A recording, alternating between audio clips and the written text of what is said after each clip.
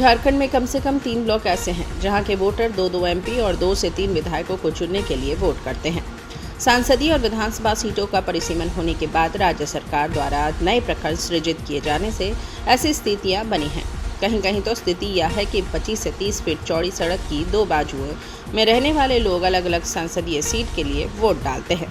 पलामू जिला अंतर्गत 1994 में सृजित 17वां प्रखंड के वोटर 2 एमपी और 3 एमएलए का चुनाव करते हैं।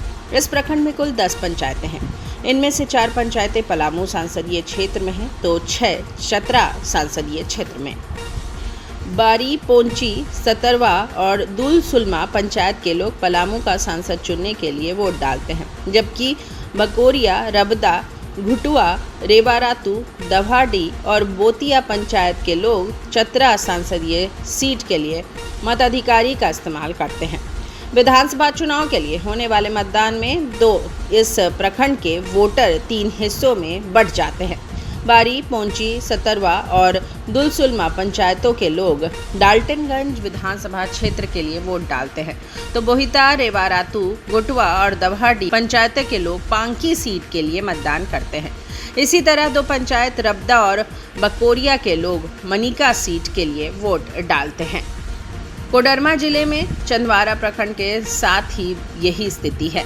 इस प्रखंड के कुछ हिस्से हजारीबाग तो कुछ कोडरमा संसदीय सीट की सीमा में आते हैं। इस प्रखंड की 15 पंचायतों में से 10 हजारीबाग और 5 कोडरमा संसदीय सीट के अंतर्गत है। विधानसभा चुनाव में भी वोटर 2 हिस्सों में बंट जाते हैं।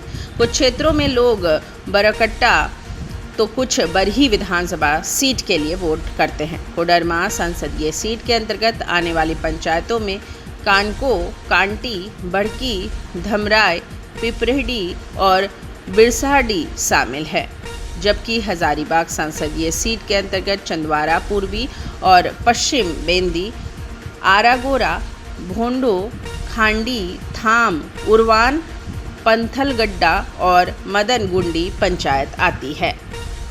सबसे दिलचस्प स्थिति चतरा जिला अंतर्गत प्रतापपुर प्रखंड के 3 गांव चक, डुमरूवार और पखरी के साथ है। झारखंड बिहार की सीमा पर स्थित इन तीनों गांवों के लोग 2 अलग अलग राज्यों के 2 सांसदों और 3 विधायकों के लिए वोट करते हैं।